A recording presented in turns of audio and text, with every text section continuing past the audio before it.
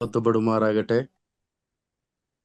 ആദ്യം തന്നെ ദൈവനാമത്തിൽ ക്ഷമാപണത്തോടുകൂടെ ഇന്ന് രാത്രിയാമത് കയറാൻ ആഗ്രഹിക്കുന്നു.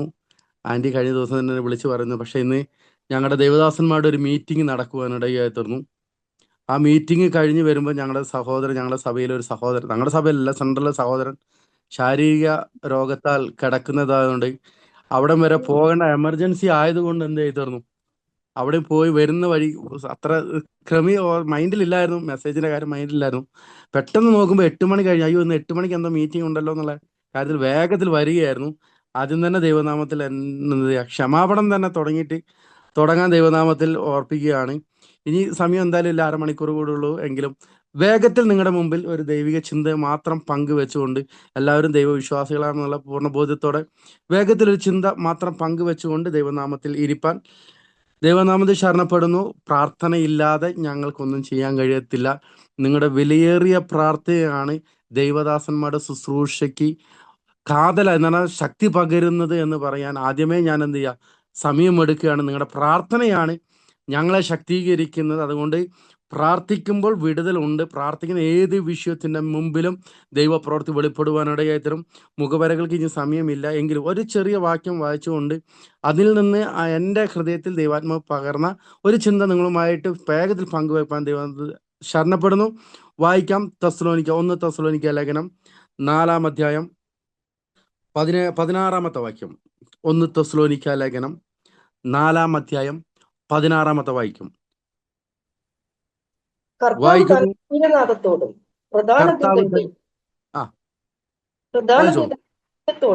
ദൈവത്തിന്റെ കാഹളത്തോടും കൂടെ സ്വർഗത്തിൽ നിന്ന് ഇറങ്ങി വരികയും ക്രിസ്തുവിൽ മരിച്ചവർ മുമ്പേ ഉയർത്തെഴുന്നേൽക്കുകയും ചെയ്യും.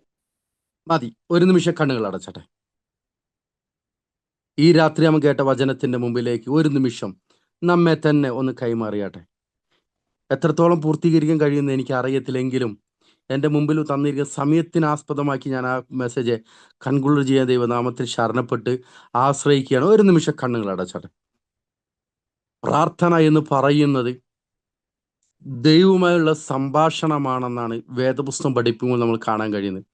ഇന്ന് രാത്രിയാമത്തിൽ നിങ്ങളുടെ മുമ്പിലിരിക്കുന്ന പുസ്തകങ്ങളോ മുമ്പിലിരിക്കുന്ന സ്ക്രീനോ ഒന്നും നോക്കണം. ഒരു നിമിഷം കണ്ണുകൾ അടച്ച് ഇന്ന് രാത്രിയാമത്തിൽ നിങ്ങളുടെ നടുവിലേക്ക് ഇറങ്ങി വന്നിരിക്കുന്ന ദൈവ സാന്നിധ്യത്തിന്റെ അകത്തളങ്ങളിൽ മാത്രം ഒരു നിമിഷം ഒന്ന് ആഴത്തിലേക്കൊന്ന് ചിന്തിച്ചു നോക്കിയേ.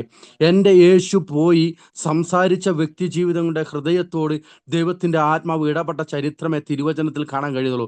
പ്രാർത്ഥിക്കുന്നവൻ്റെ പ്രാർത്ഥനയ്ക്ക് വേണ്ടി മറുപടി നൽകാൻ സർവകൃപാലുവായ ദൈവം ശക്തനാണെന്ന് ഇന്ന് രാത്രിയാമത്തെ ഞാൻ ആത്മാവിൽ വിളിച്ചു പറയുക എന്ന് പറഞ്ഞ തിരുവചനം ഉടനീളം എടുത്ത് പഠിച്ചു കഴിഞ്ഞാൽ പ്രാർത്ഥിക്കുന്നവന് വേണ്ടി മറുപടി നൽകുന്ന ദൈവകൃപ ഇന്ന് രാത്രിയാമത്തിൽ വ്യക്തമായി പറയട്ടെ.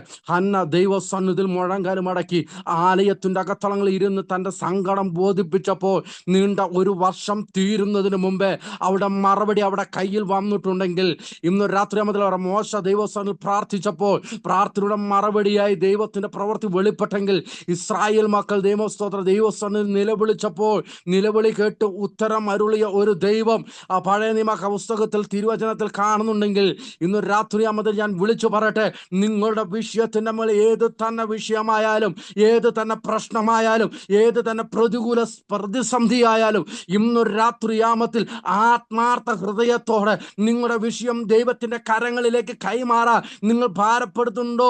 നിങ്ങൾ ദൈവത്തിന്റെ കരങ്ങളിലേക്ക് നിങ്ങളുടെ വിഷയത്തെ കൈമാറാൻ ആഗ്രഹിക്കുന്നുണ്ടോ? ഇന്നൊരു രാത്രിയാമത്തിൽ കേൾക്കുന്ന ശബ്ദത്തിന്റെ മുമ്പിലല്ല ആര് പ്രസംഗിക്കുന്നു എന്നുള്ളതിനേക്കാൾ ഉപരി എന്നോട് ഇന്നൊരു രാത്രിയാമത്തിൽ ദൈവത്തിന്റെ ആത്മാവ് ഇടപെടുന്നുള്ള പൂർണ്ണ ബോധ്യത്തോടെ ഇന്നൊരു രാത്രിയാമത്തിൽ ഇന്ന് പകൽക്കാലം കരഞ്ഞ കണ്ണിന് ആരും കണ്ടിട്ടില്ലെങ്കിലും തൻ്റെ ഭർത്താവ് കാണുന്നില്ല. നിങ്ങളുടെ ഹൃദയത്തിലെ വേദന നിങ്ങളുടെ ഭർത്താവ് കാണുന്നില്ല, നിങ്ങളുടെ ഭാര്യ കാണുന്നില്ല, നിങ്ങളുടെ കുഞ്ഞുങ്ങൾ കാണുന്നില്ല, നിങ്ങളുടെ മറ്റു ദൈവദാസന്മാർ കാണുന്നില്ല, കൂട്ടു സഹോദരി കാണുന്നില്ല. പക്ഷെ ഇന്നൊരു രാത്രിയാമത്തിൽ ഞാൻ ദൈവാത്മാവിൽ ഒരു ദൂത് കൈമാറട്ടെ. കുഞ്ഞെ, നിന്നെ അറിയുന്ന, നിന്നെ നന്നായി അറിയുന്ന, നിന്നെ സ്നേഹിക്കുന്ന ഒരു കർത്താവ് സകലതും അറിയുന്നുണ്ട് കേട്ടോ. ദൈവത്തിന്റെ വചനത്തിൽ ഇങ്ങനെ പറയുന്നു, നിന്റെ കിടപ്പും എഴുന്നേൽപ്പും നിന്റെ നടപ്പും അറിയുന്ന ഒരു ദൈവം ഇന്ന് രാത്രിയാമത്തിന്റെ നടുവിലും ഇന്ന് ഈ പ്രാർത്ഥനാ കൂട്ടായ്മയുടെ നടുവിലേക്ക് ഇറങ്ങി വന്നിട്ടുണ്ട്. എത്ര പേർ ആത്മാവിൽ തിരിച്ചറിയുന്നുണ്ട്? ഇന്ന് രാത്രി വെറും പ്രാർത്ഥനയായിട്ടല്ല, വെറുതെ പ്രാർത്ഥിക്കാനല്ല ദൈവം ആഗ്രഹിക്കുന്നത്. ഇന്നത്തെ പ്രാർത്ഥന ദൈവ പ്രവൃത്തി വെളിപ്പെടുമെന്നുള്ള എത്ര പേർക്ക് വിശ്വാസത്തോടെ കണ്ണുകൾ കാണാൻ കഴിയും? അബ്രഹാമിനോട് ദൈവം പറഞ്ഞു, നിന്റെ വാഗ്ദത്തം നിവർത്തീകരിക്കാൻ വേണ്ടി പോവാ. ദൈവസന്നിധിയിൽ നോക്കണമേ, അബ്രഹാം എന്ത് ചെയ്തു? സ്തോത്രം, ആശയ്ക്ക് വിരോധമായി ആശയോടെ പ്രാർത്ഥിക്കുവാനിടയായി തീർന്നു. ആ പ്രാർത്ഥനയുടെ നടുവിൽ നോക്കണമേ, ഉണ്ടാകത്തില്ലെന്ന് പറഞ്ഞ നോക്കണമേ ദൈവ തലമുറയെ സ്വർഗത്തിലെ ദൈവം എന്ത് നൽകുവാനിടയായി തീർന്നു. സക്കര്യാവിനോട് പറയാ, സക്കര്യാവേ എന്താ നിന്റെ പ്രാർത്ഥന? പ്രാർത്ഥന ദൂതൻ കടന്നു എന്ന് പറയാ, നിന്റെ പ്രാർത്ഥനയ്ക്ക് മറുപടിയായി എന്ന് പറഞ്ഞ അതിന്റെ അർത്ഥം ഇത്രയും വർഷക്കാലം, നീണ്ട വർഷക്കാലം പ്രാർത്ഥനയായിരുന്നു. പക്ഷെ നോക്കണമേ, പ്രതികൂലങ്ങൾ അസ്തമിച്ചു, ഒരു തലമുറ ഉണ്ടാകത്തില്ലെന്ന് എന്ത് ചെയ്യുക, പുറമെ ഇരിക്കുന്നവർ വിധി എഴുതി. കാരണം പ്രായാധിക്യമുണ്ട്. അതേപോലെ ഒരു പുത്രോത്പാദനം ഉൽപ്പാദിക്കണമെങ്കിൽ പല പ്രോസസ്സുകൾ നടക്കുന്നത്, അതൊക്കെ അസ്തമിച്ചു പോയപ്പോഴും അതിൻ്റെ നടുവിലും വിശ്വാസത്തിൽ തരണം ചെയ്ത് വിശ്വാസത്തോടെ അത് പ്രാർത്ഥിച്ചപ്പോൾ സക്കര്യാവിന് ഒരു തലമുറയെ ദൈവം കൈമാറിയെങ്കിൽ ഇന്നൊരു രാത്രിയാമത്തിൽ ഞാൻ വ്യക്തമായി പറയട്ടെ, നിങ്ങളുടെ പ്രാർത്ഥന വൃഥാവല്ല കേട്ടോ, നിങ്ങളുടെ പ്രാർത്ഥന വെറുതെ അല്ല കേട്ടോ. ഇന്ന് നിങ്ങൾ മറുപടി കണ്ടിട്ടില്ലെങ്കിലും അടുത്ത നാളുകളിൽ അതിന്റെ മറുപടി കാണുമെന്ന് ഇന്ന് രാത്രിയാമത്തിൽ ഞാൻ ആത്മാവിൽ ആലോചന കൈമാറുക. ഒരു നിമിഷം നമ്മുടെ കണ്ണുകളെ ദൈവസന്നിധിയിൽ അടയ്ക്കാൻ നമുക്ക് പ്രാർത്ഥിക്കാം. ക്രിസ്തേശുവിൽ കൂടി ഞങ്ങളെ അളവ് കൂടാതെ സ്നേഹിക്കുന്ന ഞങ്ങളുടെ സ്വർഗത്തിൽ വാഴുന്ന പിതാവേ, മനോഹരമായ ഈ രാത്രി സമയത്തിനായി സ്തോത്രം പറയുന്നു. അപ്പ ഈ മീറ്റിംഗിന് ദൈവം അനുഗ്രഹിക്കുമാറാണമേ. ദൈവത്തിന്റെ ആത്മാവ് ഇടപെടുമാറാന്ന് പ്രാർത്ഥിക്കുന്നു. പ്രാർത്ഥന വൃഥാവല്ലെന്ന് ഞങ്ങൾ മനസ്സിലാക്കുവാനിടയാത്തപ്പ ഈ പ്രാർത്ഥനയുടെ നടുവിൽ ദൈവത്തിന്റെ സാന്നിധ്യം അങ്ങ് ഇറങ്ങിയിരിക്കുന്ന കൃപകൾക്കായി സ്തോത്രം പറഞ്ഞു. വചനം ഇരുതലമൂർച്ചയുള്ള ഏത് വാളിനേക്കാളും ആത്മാവിനെ സത്യമജ്ജകളെ തമ്മിൽ വേർപിടിച്ച് ചെല്ലുന്ന ദൈവത്തിന്റെ വചനം ഇന്ന് രാത്രിയാമത്തിൽ പ്രസംഗിക്കുന്ന അടിയനോടും കേൾക്കുന്ന വ്യക്തി ജീവിതങ്ങൾക്ക് ഒരേപോലെ അനുഗ്രഹത്തിന് കാരണമായി തീരേണ്ടതിന് ദൈവത്തിന്റെ ആത്മാവ് ഇടപെടുമാറാണെന്ന് പ്രാർത്ഥിക്കുന്നു. മുഖാന്തരങ്ങളെ അനുഗ്രഹിച്ച എല്ലാ കൃപകൾക്കായും ദൈവത്തിന് നന്ദി പറയുന്നു. സകല മാനവും മഹത്വം ദൈവത്തിന്റെ പാദപീഠത്തിൽ കൈമാറി പ്രാർത്ഥിക്കുന്നു. പ്രാർത്ഥന കേട്ട് ഉത്തരമല്ല കൃപയ്ക്കായി സ്തോത്രം. നസ്രായ യേശുക്രിസ്തുവിന്റെ നാമത്തിൽ തന്നെ, ആമേൻ. ദൈവത്തിന്റെ അതിശ്രേഷ്ഠകരമായ നാമം ഈ രാത്രി സമയം മഹത്വപ്പെടുമാറാകട്ടെ. ഇതിലായിരിക്കുന്ന ഓൺലൈനിലായിരിക്കുന്ന ദേവദാസന്മാരുണ്ടോ എന്ന് എനിക്ക് അറിയത്തില്ല. എങ്കിലും എല്ലാ ദേവദാസന്മാർക്കും, ദേവദാസന്മാർക്കും, സഹോദരി സഹോദരന്മാർക്കും, മാതാപിതാക്കന്മാർക്കും എല്ലാവർക്കും ക്രിസ്തേശുവിന്റെ നാമത്തിൽ ഈ രാത്രിയാമത്തിൽ എൻ്റെ സ്നേഹത്തെയും വന്ദനത്തെയും അറിയിക്കുകയാണ്. അതേപോലെ തന്നെ എന്നെ ക്ഷണിച്ച അഭിഷേക ദേവദാസി ബീനാൻറ്റിനോടുള്ള ദൈവത്തിന്റെ അകമഴിഞ്ഞ നന്ദിയെയും ഈ തരണത്തിൽ അറിയിക്കുന്നു. ദൈവം നിങ്ങളെ ധാരാളമായി അനുഗ്രഹിക്കട്ടെ. മുഖവരകൾക്ക് പ്രാധാന്യമില്ല. വായിച്ചത് തെസ്സലോനിക്ക ലേഖനം 4-ാം അധ്യായത്തിന്റെ 16-ാമത്തെ വാക്യമാണ് വായിച്ചത്. അനവധി പ്രാവശ്യം കേൾക്കുവാൻ ഉണ്ടായിട്ടുണ്ടോ വെച്ചാൽ, പലപ്പോഴും ഈ വചനം നമ്മൾ കേൾക്കുന്നത് മരണാനന്തര ശുശ്രൂഷ ഭവനങ്ങളിലാണ് കേൾക്കുവാനിടയായി തന്നെ. മരണാനന്തര ശുശ്രൂഷ വേദത്തിൽ അവിടെ പ്രസംഗിക്കുന്ന പ്രസംഗമാനത്തിന്റെ കുറിപ്പാണ് ഇന്ന് രാത്രിയാമത്തിൽ ആധരികമായി എടുക്കുവാനിടയായി തന്നെ. അവിടെ വായിക്കുന്ന വാക്യം എങ്ങനെയായിരുന്നു? കർത്താവ് തൻ ഗംഭീരനാദത്തോടും പ്രധാന ദൂതന്റെ ശബ്ദത്തോടും ദൈവത്തിന്റെ കാഹളനാദത്തോടും കൂടെ ഇറങ്ങി വരുമ്പോൾ, സ്തോത്രം, അവിടെ പറയുന്നു, ക്രിസ്തുവിൽ മരിച്ചവർ മുൻപേ ഉയർക്കുകയും പിന്നെ ജീവനോടെ ശേഷിക്കുന്ന നാം അവനോട് കൂടെ എടുക്കപ്പെടുവാനിടയായി സ്വർഗത്തിലേക്ക് എന്ത് ചെയ്യും? കടന്നു പോകുവാനിടയായി തീരും എന്ന വാക്യത്തിലെ ആസ്പദമാക്കിയിട്ടാണ് പറയുന്നത്. തെസ്സലോനിക്ക ലേഖനം ആരെഴുതി? അപ്പോസ്തലൻ പൗലോസ് എഴുതിയ ലേഖനമാണ്. തെസ്സലോനിക്ക സഭയെക്കുറിച്ച് പറയണമെങ്കിൽ അനവധി കാര്യങ്ങൾ സഭയെക്കുറിച്ച് പറയുവാനുണ്ട്. എല്ലാ കാര്യം പറഞ്ഞു തന്നാൽ എനിക്ക് പ്രസംഗം തയ്യാറാകത്തില്ല, പൂർത്തീകരിക്കാൻ പറ്റത്തില്ല.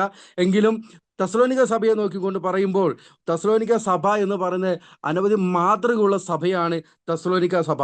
എവിടെ വെച്ചിട്ടാണ് തെസ്സലോനിക്ക സഭയുടെ ആരംഭം കുറിക്കുന്നതെന്ന് ചോദിച്ചാൽ, അപ്പോസ്തല പ്രവൃത്തി പുസ്തകം 17-ാം അധ്യായം പഠിക്കുമ്പോൾ അവിടെ തിരുവചനത്തിൽ കാണാൻ കഴിയും.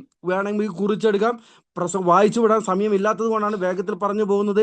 അപ്പോൾ അപ്പോസ്തല പ്രവൃത്തി പുസ്തകം 17-ാം അധ്യായത്തിലാണ് തെസ്സലോനിക്ക സഭയുടെ ആരംഭം കുറിക്കുവാനിടയായിട്ടുണ്ട്.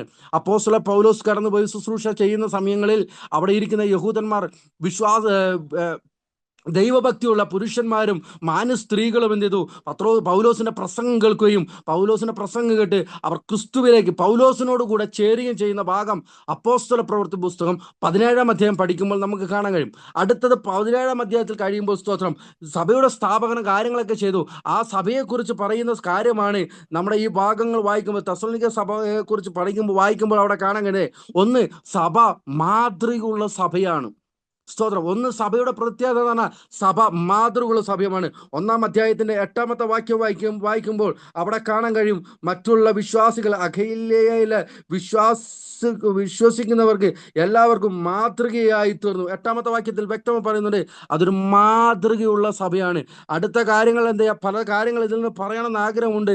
അതിലൊന്നും ഞാൻ ആഗ്രഹിക്കുന്നില്ല. എന്താ കാരണം, എൻ്റെ മുമ്പിൽ സമയമില്ലാത്തത് കൊണ്ടാണ് ഞാൻ എന്ത് ചെയ്യുക, 2 കാര്യങ്ങൾ എന്ന് പറഞ്ഞാൽ മരണാനന്തര ശുശ്രൂഷ ആസ്പദമാക്കി 2 കാര്യങ്ങൾ അവിടെ പറയുന്നത്, കർത്താവ് തൻ ഗംഭീരനാദത്തോടും പ്രധാന ദൈവത്തിന്റെ ശബ്ദത്തോടും ദൈവത്തിന്റെ കാഹളനാദത്തോടും കൂടി വരുമ്പോൾ എന്തു സംഭവിക്കുമെന്ന ചോദ്യത്തിന്റെ ഉത്തരം മാത്രം പറഞ്ഞുകൊണ്ട് ദൈവസന്നിധിയിലിരിക്കുക. ഒന്ന് നടക്കുന്നത്, കർത്താവിൽ മരിച്ചവർ എഴുന്നേൽക്കപ്പെടുവാനിടയായിത്തീരും. അവിടെ പറയുന്നവരാ, കർത്താവ് എന്ത് ചെയ്യുക, കർത്താവിൽ മരിച്ചവർ, ക്രിസ്തുവിൽ മരിച്ചവർ മുൻപമേ ഉയർക്കും. ക്രിസ്തുവിൽ മരിച്ചവർ എന്ത് ചെയ്യും, മുന്നമേ ഉയർക്കും. പിന്നെ ജീവനോടെ ശേഷിക്കുന്ന നാമോ. അപ്പൊ പിന്നെ ജീവനോടെ ശേഷിക്കുന്ന സഭയെക്കുറിച്ച് പറയാം. നാമോ എന്ന് പറയുമ്പോൾ ക്രിസ്തുവിൽ ജീവനോടെ ശേഷിക്കുന്ന നാമോ, അതാണ് പദം, അലങ്കാരിക പദമായി കൊടുക്കേണ്ടത്. പിന്നെ, എങ്കിൽ എന്നൊക്കെ പറയുന്ന പദം എന്ന് പറയുന്ന എന്താ, ഒരു യോജിപ്പിന് വേണ്ടി കൊടുക്കുന്നതിനിടയിൽ എത്തിയിരിക്കുകയാണ്. ഇവിടെ പറയാം, പിന്നെ ക്രിസ്തുവിൽ ജീവനോടെ ശേഷിക്കുന്ന നാം എന്ത് ചെയ്യും, കർത്താവിനോട് കൂടെ എഴുന്നേൽക്കപ്പെടുവാനിടയിൽ. അപ്പം എന്ത് ചെയ്യണം, 3 കൂട്ടം കാര്യങ്ങൾ നടന്നെങ്കിൽ മാത്രമേ നടക്കത്തുള്ളൂ. 1, ക്രിസ്തുവിൽ ജനിക്കുന്നവരായി തീരണം. സ്തോത്രം. 2, ക്രിസ്തുവിൽ ജീവിക്കുന്നവരായി തീരണം. 3, ക്രിസ്തുവിൽ മരിക്കുന്നവരായി തീരണം. ഇന്ന് പകൽക്കാലം നോക്കണമേ, ഇതുവരെ ഉള്ള കാലഘട്ടത്തിൽ ദൈവവിശുദ്ധന്മാർ എന്ത് മൺമറഞ്ഞു പോകുവാനിടയായി തീർന്നു. അവരൊക്കെ സ്തോത്രം വിശ്രമ സ്ഥലങ്ങളിൽ വിശ്രമിച്ചു കൊണ്ടിരിക്കുമ്പോൾ അടുത്ത പദം പറയാ, ക്രിസ്തുവിൽ ജീവനോടെ ഇരിക്കുന്ന നാമോ. അപ്പൊ ക്രിസ്തുവിൽ നാം എന്ത് ചെയ്യുക, ജീവനോടെ ഇരിക്കുന്ന അവസ്ഥയിൽ. അപ്പൊ ക്രിസ്തുവിൽ നമ്മൾ എന്ത് ചെയ്യണം, ജീവനോടെ ഇരിക്കണം. അപ്പൊ ക്രിസ്തുവിൽ ജീവനോടെ ഇരിക്കണമെങ്കിൽ നാം ക്രിസ്തുവിൽ ജനിക്കുന്നവരായി തീരണം. അപ്പൊ എങ്ങനെയാണ് ക്രിസ്തുവിൽ ജനിക്കുവാനിടയായി തീരുന്നത്? സ്തോത്രം. തിരുവചനം പഠിക്കുമ്പോൾ ക്രിസ്തുവിൽ ജനിക്കുക. യോഹന്നാന്റെ സുവിശേഷം 3-ാം അധ്യായത്തിൽ നിക്കോദെമോസിനോട് പറയുന്ന ഒരു പദമുണ്ട്, നീ പുതിയതായി ജനിച്ചില്ല എങ്കിൽ സ്വർഗരാജ്യം നീ പ്രവേശിക്കത്തില്ല. നിക്കോദെമോസിനോട് പറയുക, നീ പുതിയതായി, യേശുക്രിസ്തു പറയുന്ന ഒരു പദമാണ്, നീ എന്തിനാ പുതിയതായി ജനിച്ചില്ല എങ്കിൽ നീ എവിടെ പ്രവേശിക്കത്തില്ല, സ്വർഗരാജ്യത്തിൽ പ്രവേശിക്കുക. നിക്കോദെമോസ് ദൈവത്തോട് യേശുക്രിസ്തുവിന് ചോദിക്കുന്ന ചോദ്യമുണ്ട്, ഞാൻ പുതിയതായി ജനിക്കുക എന്ന് പറഞ്ഞാൽ ഇനിയും എൻ്റെ അമ്മയുടെ ഉദരത്തിൽ പോയി വീണ്ടും ഒരു ജനനം ജനിച്ചു വരുന്നതിനെയാണോ എന്ന് പറഞ്ഞപ്പോൾ യേശുക്രിസ്തു പറഞ്ഞു, അല്ല, ആത്മാവിനാലും വെള്ളത്താലും ആത്മാവിനാലും ജനിച്ചില്ല എങ്കിൽ നീ സ്വർഗരാജ്യം പ്രവേശിക്കത്തില്ല. നോക്കണമേ, അപ്പൊ 2 കൂട്ടം ജനനത്തെ കൂടെ, നീ വെള്ളത്താലും ജനിക്കണം, ആത്മാവിനാലും ജനിക്കണം. എന്താണ് വെള്ളത്താലുള്ള ജനനം എന്ന് പറഞ്ഞാൽ, വേദപുസ്തകം പറയുന്നത് സ്നാന ശുശ്രൂഷയെ കുറിക്കുവാനിടയായി തീരുക. സ്തോത്രം. നമ്മളൊക്കെ സ്നാനപ്പെട്ട് ശുശ്രൂഷയിലേക്ക് നിൽക്കുന്ന ആൾക്കാരാ. നോക്കണമേ, തിരുവചനം പറഞ്ഞത് എങ്ങനെയാണ് ആയിരിക്കേണ്ടത്. സ്തോത്രം. അപ്പം ദൈവത്താലുള്ള ശുശ്രൂഷ എന്ന് പറഞ്ഞാൽ, പുതിയതായി ജനിക്കുക എന്ന് പറഞ്ഞാൽ, വെള്ളത്താലും ആത്മാവിനാലും ജനിച്ചില്ല എങ്കിൽ സ്വർഗരാജ്യം പ്രവേശിക്കത്തില്ല. നമ്മളും എന്ത് ചെയ്ത, വീണ്ടും ജനനം പ്രാപിച്ച വ്യക്തികളാ. എൻ്റെ മുമ്പിൽ ഇരിക്കുന്നവരൊക്കെ വീണ്ടും ജനനം പ്രാപിച്ച വ്യക്തികളാ എന്ന് 100% ഉറപ്പോടുകൂടി ഞാൻ പ്രസംഗിക്കുവാനിടയത്തേ. എന്താണ് വീണ്ടും ജനനം? അപ്പോസ്തല പ്രവൃത്തി പുസ്തകം 2-ാം അധ്യായം എടുത്ത് പഠിക്കുമ്പോൾ അവിടെ തിരുവചനത്തിൽ വ്യക്തമായിട്ട് കാണാൻ കഴിയുന്ന ഒരു പദമുണ്ട്. യേശുക്രിസ്തു മരിച്ചടക്കപ്പെട്ട് ഉയർത്തെഴുന്നേറ്റു. ശിഷ്യന്മാരെ എന്ത് ചെയ്തു, പുതിയ നിയമസഭയുടെ ശുശ്രൂഷകന്മാരായിട്ട് എന്ത് ചെയ്തു, അഭിഷേക ശുശ്രൂഷയൊക്കെ ചെയ്തു. പത്രോസ് എഴുന്നേറ്റ് നിന്ന് പ്രസംഗിക്കുന്ന പ്രസംഗമുണ്ട്. പത്രോസ് പ്രസംഗിക്കുന്ന എന്തിനെ കുറിച്ചാണ് പ്രസംഗിച്ചത്? സ്തോത്രം. എന്ന് ചോദിച്ചാൽ യേശുക്രിസ്തുവിനെ കുറിച്ച് പ്രസംഗിക്കുവാനിടയായി തീർന്നു. കർത്താവായ യേശുക്രിസ്തുവിനെ കുറിച്ച് പത്രോസ് ആധികാരികമായ രീതിയിൽ പ്രസംഗിച്ചപ്പോൾ സ്തോത്രം, അവിടെ ഇരുന്ന സ്തോത്രം മാന്യനായിരിക്കുന്ന ദൈവഭക്തന്മാരായിരുന്ന പുരുഷന്മാർ വന്ന് ചോദിക്കുന്ന ചോദ്യമുണ്ട്, ദൈവപുരുഷന്മാരെ, സഹോദരന്മാരെ, ഞങ്ങൾ ഇനി എന്തു ചെയ്യണം? അവിടെ പറയുന്ന ഒരു പദമുണ്ട്, പത്രോസിൻ പ്രസംഗിച്ചപ്പോൾ അവർക്ക് കുത്തുകൊള്ളുവാനിടയായി തീർന്നു. പത്രോസിന്റെ പ്രസംഗം അവർ കുത്തുകൊണ്ടപ്പോൾ അവർ ചോദിക്കുന്നു, സഹോദരന്മാരെ, പുരുഷന്മാരെ, ഞങ്ങൾ ഇനി എന്തു ചെയ്യണം? പത്രോസ് പറഞ്ഞൊരു പദമുണ്ട്, നിങ്ങൾ എന്ത് ചെയ്യണം? പാപമോചനത്തിനായി നിങ്ങളുടെ പാപങ്ങളെ ഏറ്റു പറഞ്ഞ് നിങ്ങൾ എന്ത് ചെയ്യണം? സ്തോത്രം, ക്രിസ്തുവിനോട് കൂടെ ചേരുവാൻ സ്നാനമേൽക്കുവാനിടയായി തീരണം. നോക്കണമേ, അത് മലയാള ഭാഷയിൽ കറക്റ്റ് പറയുമ്പോൾ മാനസാന്തരപ്പെടുക എന്നുള്ളതാണ്. എന്താണ് മാനസാന്തരം? തിരുവചനം പഠിക്കുമ്പോൾ ഒരു വേറെ ഭാഷാന്തര വാക്കിൽ കണ്ടത്, നിങ്ങളുടെ പാപ സ്വഭാവത്തെ വിട്ട് നിങ്ങൾ ക്രിസ്തുവിനോടുകൂടെ ചേരുക എന്നതാണ് മാനസാന്തരം എന്ന വാക്കിന് അർത്ഥം. ഇന്ന് രാത്രിയാമത് എന്നെ ശ്രമിക്കുന്ന ദൈവത്തിലെ, നാം മാനസാന്തരപ്പെട്ടിട്ടുണ്ടോ എന്ന് ചോദിച്ചാൽ, നമ്മുടെ പഴയ മനുഷ്യരെ രാഗമോഹങ്ങളോടുകൂടെ ഉരിഞ്ഞു കളഞ്ഞിട്ടുണ്ടോ എന്ന് ഇന്ന് രാത്രിയാമെന്ന് നമ്മൾ എന്ത് ചെയ്യണം? ശോധന ചെയ്യണം. സ്തോത്രം. നാം മാനസാന്തരപ്പെട്ട് രക്ഷിക്കപ്പെട്ടു സ്നാനപ്പെട്ടു, കാര്യങ്ങളൊക്കെ ശരിയാ. നാം എന്ത് ചെയ്തിട്ടുണ്ടോ? വേദപുസ്തക പ്രകാരം ക്രിസ്തുവിനോടുകൂടെ നമ്മുടെ പാപ സ്വഭാവങ്ങളെ ഉരിഞ്ഞു കളഞ്ഞിട്ടുണ്ടോ? അങ്ങനെ നടക്കുമ്പോഴേ നമ്മുടെ സ്നാന ശുശ്രൂഷ വ്യക്തമായി തീരത്തുള്ളൂ. സ്തോത്രം. അവിടെ പറയും, നിങ്ങളുടെ പാപങ്ങളുടെ മോചനത്തിനായി നിങ്ങൾ എന്ത് ചെയ്യണം? നിങ്ങളുടെ പാപങ്ങളെ ഏറ്റുപറഞ്ഞ് എന്ത് ചെയ്യണം? സ്തോത്രം, ദൈവത്തോട് ചേരുവാനിടയായി തീരണം, സ്നാനം എടുക്കുവാനിടയായി തീരണം. കൊരിന്ത്യ ലേഖനം പഠിക്കുമ്പോൾ അവിടെ പറയുന്നത്, ക്രിസ്തുവിനോട് കൂടെ ചേരുവാൻ സ്നാനമേൽക്കുന്നവരായി തീരണം. സ്തോത്രം. തിരുവചനത്തിൽ പറയുന്നത്, കൊരിന്ത്യ ലേഖനം എന്താ പറയുന്നു? പഴയ സൃഷ്ടി എന്ത് ചെയ്തു? തീർന്നു. ഇപ്പോഴോ ക്രിസ്തുവിൽ ഒരുവൻ ക്രിസ്തുവിലായാൽ, 2 കൊരിന്ത്യ ലേഖനത്തിൽ പറയുന്നു, 5-ാം അധ്യായത്തിന്റെ 17-ാമത്തെ വാക്യത്തിൽ പറയുന്നു, അവൻ ക്രിസ്തുവിലായാൽ അവൻ പുതിയ സൃഷ്ടി, പഴയത് എന്ത് ചെയ്തു? കഴിഞ്ഞു പോകുവാനിടയെത്തുന്നു. അപ്പൊ ക്രിസ്തുവിലാണെങ്കിൽ അവൻ പഴയ മനുഷ്യനെ അതിന്റെ രാഗമോഹങ്ങളോടെ ഒഴിവാക്കി അവൻ പുതിയൊരു സൃഷ്ടിയായി മാറുമ്പോൾ അവന്റെ ഹൃദയത്തിന്റെ അകത്തളങ്ങളിൽ പഴയ മനുഷ്യന്റെ ഒരു രൂപവും എന്ത് ചെയ്യത്തില്ല? പൊങ്ങി വരത്തില്ല. പലപ്പോഴും ഒരു നിമിഷം ശോധന ചെയ്ത് നോക്കിയേ, നമ്മുടെ പഴയ മനുഷ്യൻ ഇടയ്ക്കിടയ്ക്കിടയ്ക്ക് പൊന്തി വരാറുണ്ടോ? സ്തോത്രം. ഒരു നിമിഷം ശോധന ചെയ്ത് നോക്കിയേ, ഇടയ്ക്കിടയ്ക്കൊന്ന് പൊന്തി വരാറില്ലേ? വേദപുസ്തകം പഠിക്കുമ്പോൾ സ്തോത്രം, മാനുഷ്യമായ രീതിയിൽ നോക്കണമേ, മരിച്ചവനെ വേണം എന്ത് ചെയ്യാൻ? അടക്കം ചെയ്യുവാൻ. സ്തോത്രം. മരിച്ചവനെ വേണം നമ്മൾ എന്ത് ചെയ്യുന്നത്? അടക്കം ചെയ്യുന്നത്. എങ്ങനെയാ അടക്കം ചെയ്യുന്നത്? സ്തോത്രം. ഒരു നിമിഷം ഒരു സ്ക്രീനിൽ നിങ്ങളൊന്ന് ചിന്തിച്ച് നോക്കിയേ. നമ്മുടെ വിലാപഗാനങ്ങൾ, ഒരു മരണാനന്തര ശുശ്രൂഷ ഒന്ന് ശ്രദ്ധിച്ചു നോക്കിയേ. സ്തോത്രം. 4 പേർ ചേർന്നിട്ട് എന്ത് ചെയ്യും? അവരുടെ ബോഡി ചുമന്നുകൊണ്ട് യാത്ര ഗാനം പാടിക്കൊണ്ട് നമ്മൾ എന്ത് ചെയ്യും? കടന്നു പോകുക. എന്തിനു വേണ്ടിയാ? അവരെ അടക്കം ചെയ്യുവാൻ വേണ്ടി. സ്നാന ശുശ്രൂഷ ഒന്ന് ഓർത്ത് നോക്കിയേ. അതേ ഒരു അനുഭവത്തിലല്ലേ? സ്തോത്രം. നമ്മളെ ഒരാൾ ചുമക്കുന്നില്ല എന്നുള്ളൂ, പക്ഷെ എങ്കിലും നമ്മൾ എങ്ങോട്ടാ പോകുന്നത്?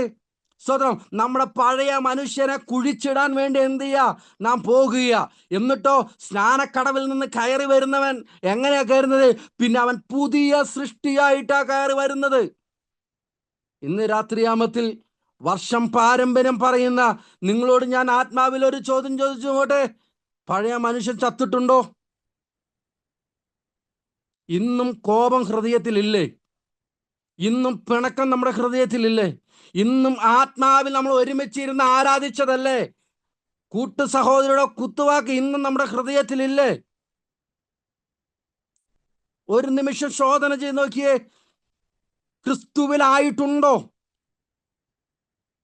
പറഞ്ഞ വാക്ക് കുറിവാക്യം പറ, ക്രിസ്തുവിൽ മരിക്കുന്നവർ മുൻപേവർക്കും ക്രിസ്തുവിൽ ജീവനോടെ ശേഷിക്കുന്ന നാം അവനോടുകൂടെ എടുക്കപ്പെടുവാനിടയെത്തും. അപ്പൊ ക്രിസ്തുവിലായാലേ എടുക്കപ്പെടൽ നടക്കത്തുള്ളൂ. നാം ക്രിസ്തുവിലായെങ്കിൽ മാത്രമേ നമ്മൾ എന്ത് ചെയ്യത്തുള്ളൂ? കാഹളനാദം കേൾക്കുമ്പോൾ പറന്നു പോകാനിടയത്തുള്ളൂ. ഇന്ന് രാത്രിയാമത്തെ ഞാൻ ആത്മാവിൽ ചോദിക്കട്ടെ, നാം ക്രിസ്തുവിലായിട്ടുണ്ടോ? ക്രിസ്തുവിൽ നമ്മളായിട്ടുണ്ടോ? പേര് പറഞ്ഞാൽ ക്രിസ്ത്യാനിയാ, കാര്യം ശരിയാ, ഞായറാഴ്ച പള്ളിയിൽ പോകുന്നുണ്ട്, സ്തോത്ര കാഴ്ച ഇടുന്നുണ്ട്, പാട്ട് പാടുന്നുണ്ട്, അന്യഭാഷയിൽ ആരാധിക്കുന്നുണ്ട്, ഒക്കെ ശരിയാ. ഇന്നും ഹൃദയത്തിൽ പലരോടും ദേഷ്യവും വൈരാഗ്യവും വിദ്വേഷമൊക്കെ ഇല്ലേ? ഒരു നിമിഷം നിങ്ങളുടെ മനസാക്ഷിയോട് ചോദിച്ചു നോക്കിയേ. സ്തോത്രം. ഇന്നും നമ്മുടെ കൂട്ടു സഹോദരങ്ങളോട് മിണ്ടാതെ നടക്കുന്ന അനുഭവം നമ്മളിലേക്കില്ലേ? സ്തോത്രം. പേരെന്താ? എങ്ങോട്ട് പോകാൻ നിൽക്കുന്നവരാ? കാഹളം നോക്കി ഇപ്പൊ പോകാൻ നിൽക്കുന്നവരാ. സ്തോത്രം. കുഞ്ഞെ മറന്നു പോകരുത്, കർത്താവിൽ ജനിച്ചവരും കർത്താവിൽ ജീവനോടെ ശേഷിക്കുന്നവരല്ലാതെ ഒരു വ്യക്തി പോലും അതിൻ്റെ അകത്ത് പ്രവേശിക്കത്തില്ല. ഒരു അഭിഷക്ത ദൈവദാസൻ ഇങ്ങനെ പറഞ്ഞു, സ്വർഗരാജ്യം കാലിയായി കടന്നാലും ദൈവവചന പ്രകാരം ജീവിക്കാത്ത ഒറ്റ ഒരുത്തനെയും അതിൻ്റെ അകത്ത് കടത്തത്തില്ല എന്ന് പറഞ്ഞു. സ്തോത്രം. പാസ്റ്റ് ചിലപ്പോൾ എന്ത് ചെയ്യും? നമ്മുടെ കാപട്യത്തിന്റെ മുമ്പിൽ പാസ്റ്റ് വീഴും. വിശ്വാസികൾ നമ്മുടെ കാപട്യത്തിന്റെ മുമ്പിൽ നമ്മൾ വീഴും. പക്ഷെ കർത്താവ് അങ്ങനെയല്ല നോക്കുന്നത്. കർത്താവ് പുറമേ നോക്കുന്നവനല്ല. കർത്താവ് നമ്മെ അകമേ നോക്കുന്ന കർത്താവിന്റെ മുമ്പിലാണ് നാം ആയിരിക്കുന്നതെന്നുള്ള പൂർണ്ണ ബോധം നമ്മളിലേക്ക് ഉണ്ടായിത്തീരണം. സ്തോത്രം. മനുഷ്യനെ പറ്റിക്കാണെന്നേ കണ്ണുനീരോടുകൂടെ ഒരു ദൈവദാസന്റെ മുമ്പിൽ പോയി ഒരു കാര്യം പറഞ്ഞ ദൈവദാസൻ കുഴപ്പമില്ല സഹോദരി, ക്ഷമിച്ചിരിക്കുന്നു, പോട്ടെ എന്നൊക്കെ പറയും. സ്വർഗത്തിലെ ദൈവത്തിന്റെ സന്നിധിയിലേക്ക് ഈ കാപടിയൊന്നും നടക്കത്തില്ലെന്നേ.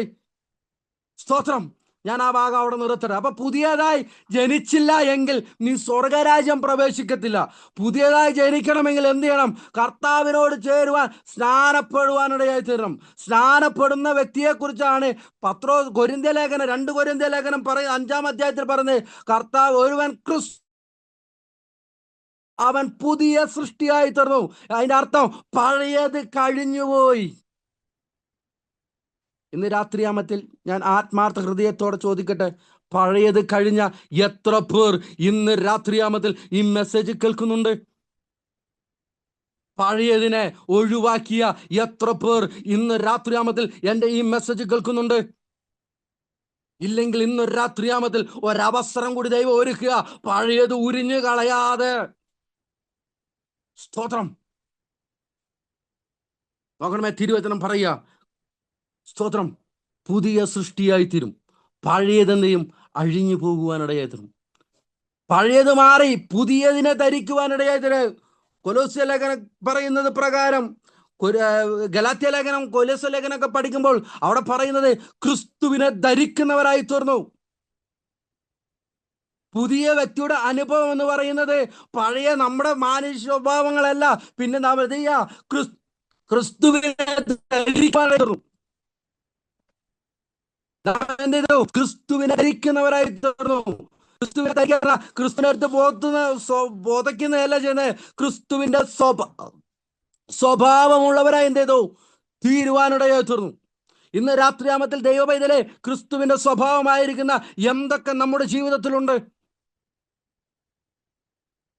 നമ്മൾ ക്രിസ്തുവിന്റെ മക്കളല്ലേ? ക്രിസ്തു കാണിച്ചതുപോലെ നാം മാതൃകയുള്ള ജീവിതമാണോ? ക്രിസ്തു ക്ഷമിച്ചതുപോലെ നമുക്ക് ക്ഷമിക്കാൻ കഴിയുന്നുണ്ടോ? ക്രിസ്തു കരുതിയതുപോലെ നമുക്ക് കരുതാൻ കഴിയുന്നുണ്ടോ? ഒരു നിമിഷം ശോധന ചെയ്ത് നോക്കിയേ. നാം ക്രിസ്തുവിനെ ധരിക്കുന്നവരായി തീരണം. ക്രിസ്തുവിന്റെ പ്രവൃത്തിയാണോ നമ്മുടെ ജീവിതത്തിലുള്ളത്? സ്തോത്രം. നമ്മുടെ ജീവിതത്തിൽ ക്രിസ്തുവിന്റെ വല്ല പ്രവൃത്തികളും കാണുന്നുണ്ടോ? ഒരു നിമിഷം ശോധന ചെയ്ത് നോക്കിയേ. സ്തോത്രം. നമ്മൾ ക്രിസ്തുവിനെ ധരിക്കുന്നവരായി തീരണം.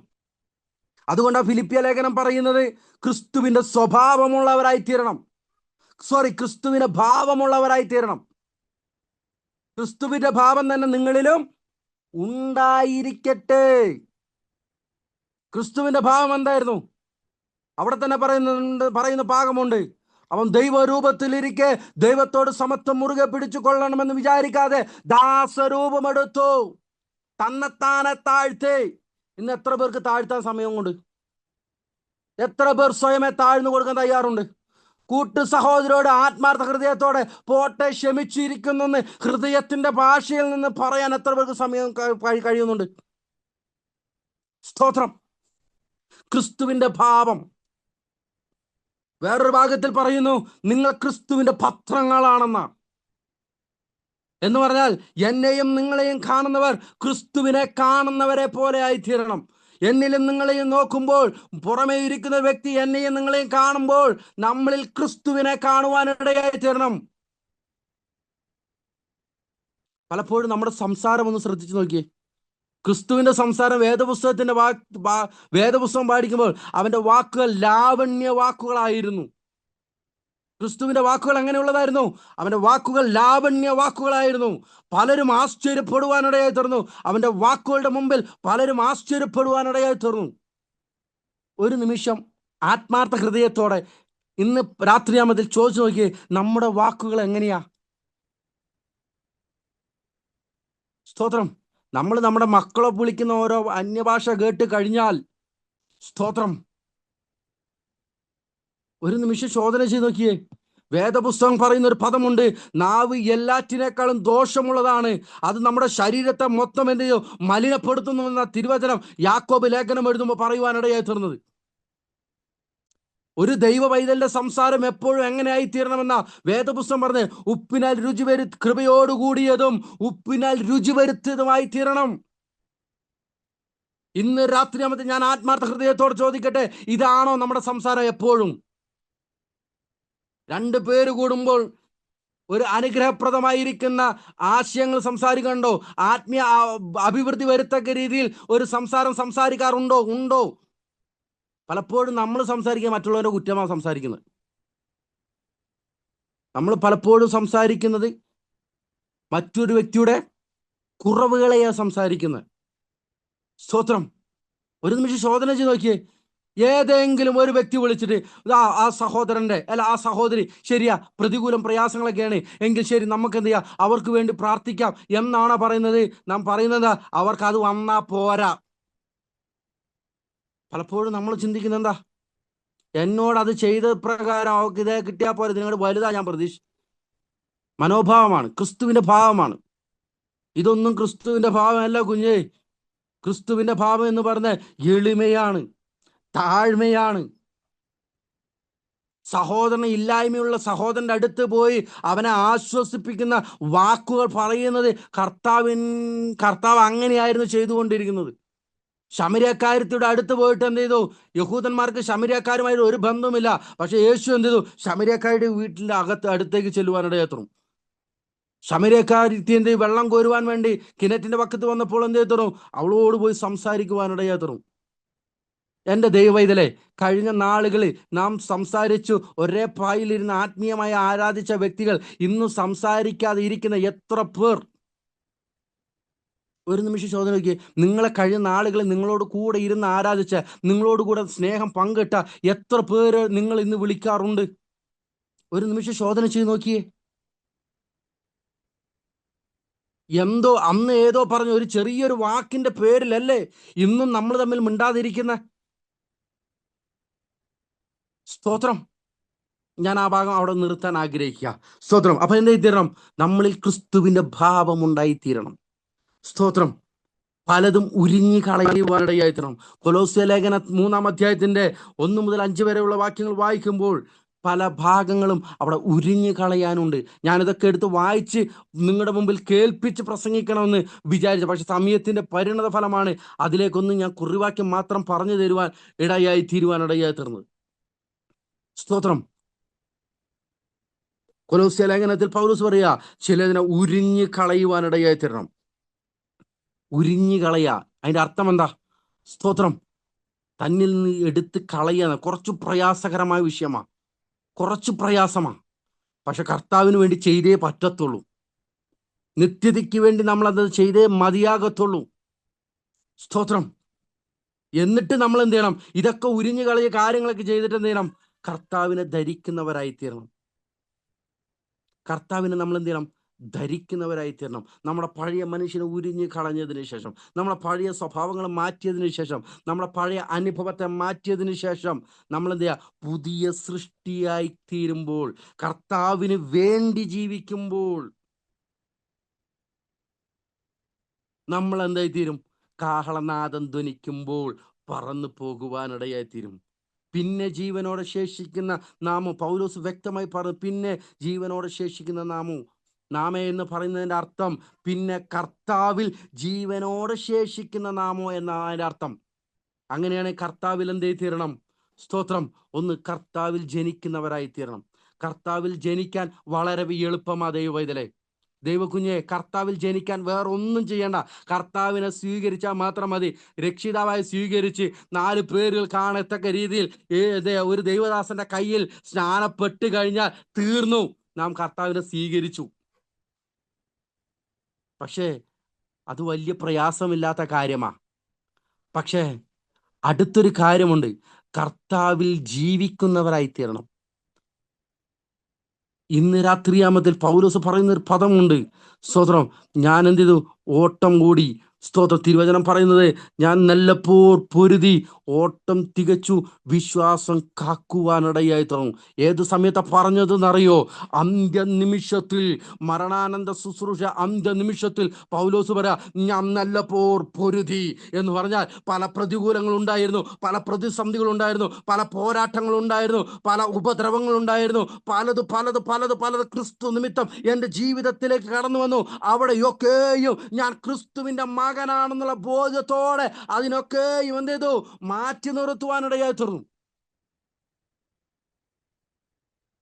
പൗലോസ് പറഞ്ഞത്, ഞാൻ പിൻപിലുള്ളത് മറന്നു, മുൻപിലേക്ക് ലാക്കിലേക്ക് ഓടിക്കൊണ്ടിരിക്കുക.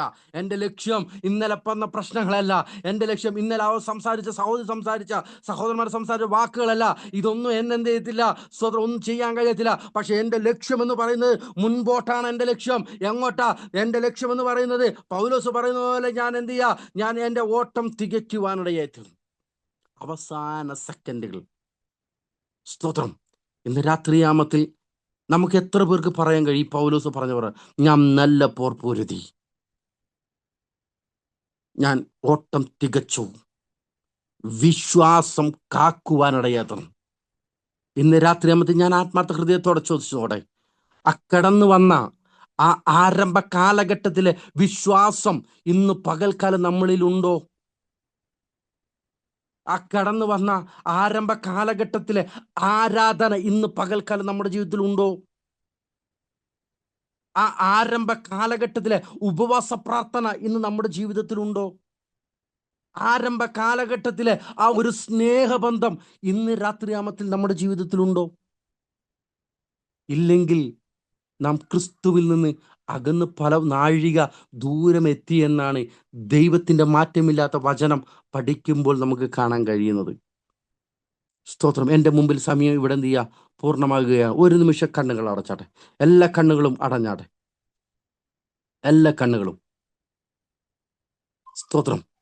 ഇന്ന് കേട്ട വായിച്ച വാക്യം, സ്തോത്രം, കർത്താവ് ഗംഭീരനാദത്തോടും പ്രധാന ദൈവത്തിൻ്റെ ശബ്ദത്തോടും ദൈവത്തിൻ്റെ കാഹളനാദത്തോടും കൂടെ ഇറങ്ങി വരുന്ന സമയം.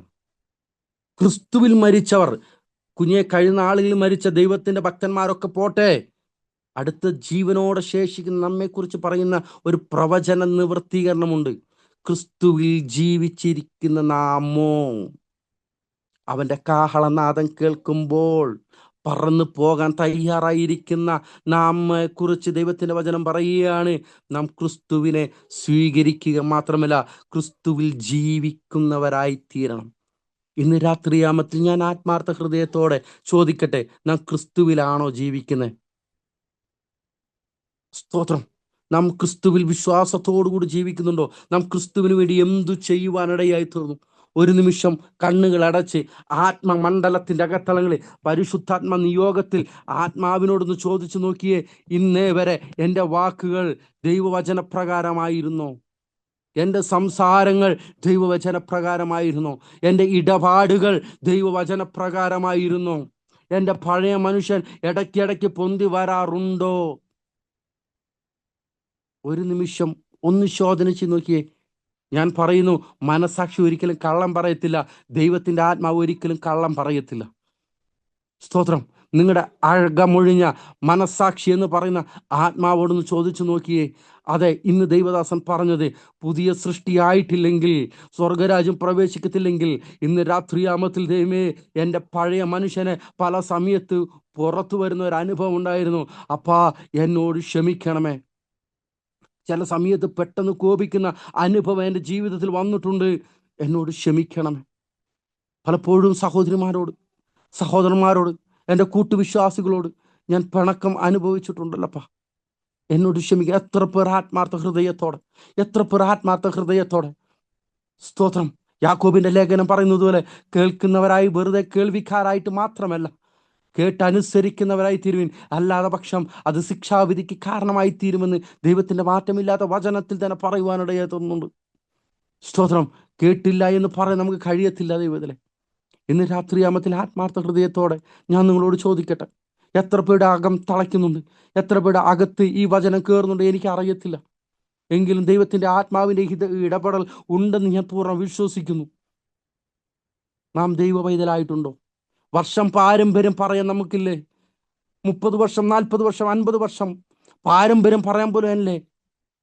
പക്ഷെ ഞാൻ ചോദിക്കട്ടെ, നാം ക്രിസ്തുവിലായിട്ടുണ്ടോ? ക്രിസ്തുവിലായിട്ടുണ്ടെങ്കിൽ നമ്മുടെ ജീവിതത്തിൽ എന്തൊക്കെ ക്രിസ്തുവിന് വേണ്ടി മാറുവാനിടയാത്തുന്നു. ഇല്ലെങ്കിൽ ഇന്ന് പകൽക്കാലം, ഈ രാത്രി സമയത്ത് ദൈവത്തിന്റെ കരങ്ങളിലേക്കൊന്ന് കൈമാറിയാട്ടെ. ദൈവമേ, ഈ ക്രിസ്തുവിൽ മരിച്ചവർ മുമ്പേ ഉയർക്കും. പിന്നെ ജീവനോടെ ശേഷിക്കുന്ന നാം ആണല്ലോ സ്വർഗരാജ്യത്തിൽ പ്രവേശിക്കുന്നത്. അങ്ങനെയാണെങ്കിൽ ക്രിസ്തുവിലാകുവാൻ ഞങ്ങൾക്കൊരു ദിവസം കൂടി, ഒരു ഭാഗ്യം കൂടി തരണമേ എന്ന് പറയുന്ന എത്ര പേർ ഇന്ന് രാത്രിയാമത്തിൽ എന്നെ ശ്രമിക്കുന്നുണ്ട്? എത്ര പേർ താഴ്ത്തി കൊടുക്കാൻ തയ്യാറാകുന്നുണ്ട്? ഒരു നിമിഷം താഴ്ത്തി കൊടുത്താട്ടെ ദൈവത്തിന്റെ കരങ്ങളിലേക്ക്. ദൈവമേ, എന്നെ ഒരു പ്രാവശ്യം കൂടി അങ്ങയുടെ കരങ്ങളിലേക്ക് കൈമാറുന്നു. എൻ്റെ സംസാരത്തിൽ, എൻ്റെ ഇടപാടുകളിൽ, എൻ്റെ കൊടുക്കലിൽ, എൻ്റെ വാങ്ങലിൽ, എൻ്റെ നോട്ടത്തിൽ, എൻ്റെ ബാക്കിയുള്ള എല്ലാ ആത്മീയ കൂട്ടായ്മകളിലൊക്കെ കുറവുകൾ സംഭവിച്ചിട്ടുണ്ടപ്പ. എന്നോട് ക്ഷമിക്കണമെന്ന് പറയുന്ന എത്ര പേർ ഇന്ന് രാത്രിയാമത്തിൽ എന്നെ ശ്രമിക്കുന്നുണ്ട്? ഞാൻ നേരത്തെ പറഞ്ഞു, പ്രാർത്ഥിക്കുന്നവന് ദൈവപ്രവൃത്തി വെളിപ്പെടുമെന്ന് ആത്മാർത്ഥ ഹൃദയത്തോടെ ഞാൻ പറയുവാനിടയായിരുന്നു.